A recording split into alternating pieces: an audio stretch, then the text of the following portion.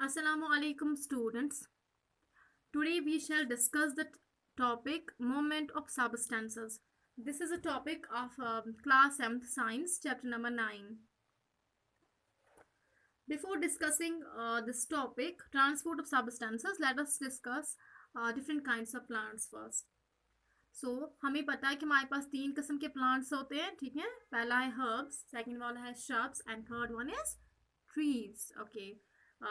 Herbs आपको पता है छोटे से प्लांट्स होते हैं जिनका सॉफ्ट स्टेम होता है ग्रीन कलर का, जो बिल्कुल वुडी नहीं होता, और ये जो स्टेम है ये फोटोसिंथेसिस में भी पार्ट लेता है, ये फोटोसिंथेसिस भी कर सकता है, ठीक है.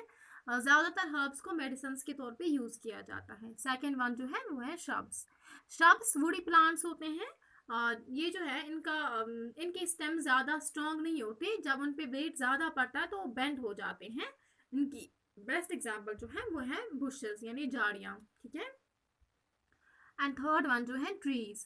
आपने जाना होगा कि आपको पता ही होगा कि ट्रीज जो है उनका स्टेम बहुत ही लंबा होता है और ये बहुत ही लंबे हो जाते हैं, ठीक है. तो यहाँ पे इन ट्रीज में इनका ट्रंक मैन ट्रंक होता है बड़ा सा, ठीक है. आपने ट्रीज देखे होंगे, जैसे चिनार ट्री है, आपने देखा होगा कितना लंबा मोटा ट्रंक होता है उसका. उसके इसमें एक अच्छा सा क्राउन होता है, ठीक है, डिस्टिंक्ट क्राउन होता है इन ट्रीज का. तो हम अभी ट्रांसपोर्टेशन की बात कर रहे हैं. आप देखिए ये जो प्लांट है ये एक हर्ब है. यहाँ पे जो डिस्टेंस है रूट और क्लोरोफिल के बीच में, जो डिस्टेंस है वो छोटी सी डिस्टेंस है, ठीक है. रूट अगर वाटर सॉइल से लेता है तो उसे क्लोरोफिल तक पहुँचाने में उसे ज़्यादा डिस्टेंस कवर नहीं करनी पड़ती. एंड यहाँ पे जो ट्रांसपोर्ट होता है वो आसानी से हो जाता है. ऐसे ही आप ये देख लीजिए, ये एक ट्री है. यहाँ पे जो डिस्टेंस रूट और क्लोरोफिल के बीच में है ये बहुत बड़ी डिस्टेंस है, यानी लार्ज डिस्टेंस है. और अगर यहाँ पे रूट वाटर लेता है सॉइल से, ज़मीन से जो वाटर या मिनरल्स लेता है उसे क्लोरोफिल तक पहुँचाने के लिए वो ऐसे ही ट्रांसपोर्ट नहीं होगा, क्योंकि यहाँ पे जो है डिस्टेंस ज़्यादा है. तो इसके लिए यहाँ पे हमारे पास स्पेशल ये होता है ट्रांसपोर्ट टिश्यूज़ होते हैं, जिन्हें हम कहते हैं, जिनका नाम है, हम उनका दूसरा नाम कहते हैं वैस्कुलर टिश्यूज़, या फिर उनका तीसरा और एक नाम है कॉन्डक्टिंग टिश्यूज़, ठीक है. तो हमारे पास 2 कॉन्डक्टिंग टिश्यूज़ हैं, जाइलम और फ्लोएम. पहले हम जाइलम की बात कर लेते हैं. जाइलम के 2 सेल्स होती हैं इसमें, वेसल्स, और इसमें एक और पार्ट होता है ट्रैकेट्स. ये दोनों ही इलोंगेटेड सेल्स होती हैं जाइलम में. इसका काम होता है जाइलम का वाटर ट्रांसपोर्ट.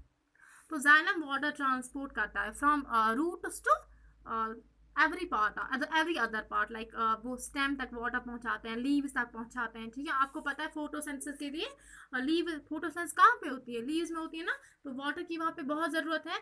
तो वाटर जो है वो कहाँ से आता है, वो रूट्स लेते हैं, एब्जॉर्ब करते हैं अपने रूट हेयर की मदद से.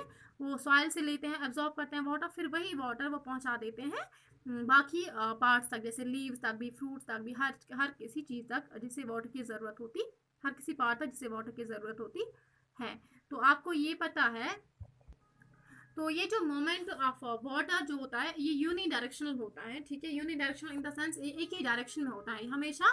फ्रॉम रूट टू लीव्स होगा, लीव से रूट तक नहीं होगा, ये एक ही डायरेक्शन में होता है, यानी रूट से लीव तक. इसे हम कहते हैं अपवर्ड डायरेक्शन में.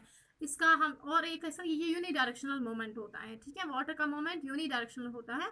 और ये जो प्रोसेस है जिसे वाटर एक जगह से रूट से ले होकर लीव्स तक जाता है, इसे हम कहते हैं कंडक्शन. और कंडक्शन जो है इससे आपको पता है जो वाटर जिसके साथ मिनरल्स डिजॉल्व हो उस वाटर को हम कहते हैं ये सैप है. सैप होता है वो वाला water that is dissolved, that has minerals dissolved in it, ठीक है. वो वाला वाटर जिसमें मिनरल्स डिजॉल्व होंगे उसे हम कहते हैं सैप. ये जो कंडक्शन ऑफ वाटर होता है इसे हम कहते हैं एसेंट ऑफ सैप भी. एसेंट ऑफ सैप इसलिए कहते हैं क्योंकि ये अपवर्ड मोमेंट होता है वाटर विथ मिनरल्स, ठीक है. इसे हम कहते हैं एसेंट ऑफ सैप. मैंने कहा इसका दूसरा नाम है कंडक्शन. ये जो जाइलम है ये टर्म यूज़ की थी सी नागेली ने पहली बार, ठीक है. तो हम अब फ्लोएम की बात करते हैं. फ्लोएम भी एक टिश्यू है. अभी हमने जो जाइलम से किया वहाँ पे वाटर और मिनरल्स ही ट्रांसपोर्ट होते हैं.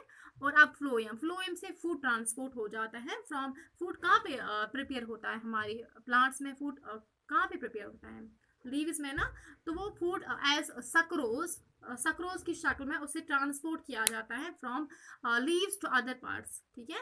यानी हर किसी पार्ट तक, जिसे फूड, क्योंकि हर किसी पार्ट को जो है एनर्जी की ज़रूरत होती है, वो एनर्जी उन्हें फूड से मिलेगी। और फूड कहाँ पे बनता है, लीव्स में बनता है, तो वहाँ से इनको इसको ट्रांसलोकेट होना है। इस प्रोसेस को हम कहते हैं ट्रांसलोकेशन। जो फूड का ट्रांसपोर्ट होता है from leaves to other parts, इसको हम कहते हैं ट्रांसलोकेशन ऑफ फूड। ये जो फ्लोएम टर्म, ये भी सी नगेली ने पहली बार यूज़ की थी। तो फ्लोएम मैंने कहा, इस प्रोसेस को हम कहते हैं ट्रांसलोकेशन। फ्लोएम की दो पार्ट्स होते हैं, कंपेनियन सेल्स और सीव ट्यूब्स। ये भी अच्छे से फूड को ट्रांसपोर्ट कर देते हैं। So this was enough for today, thank you so much.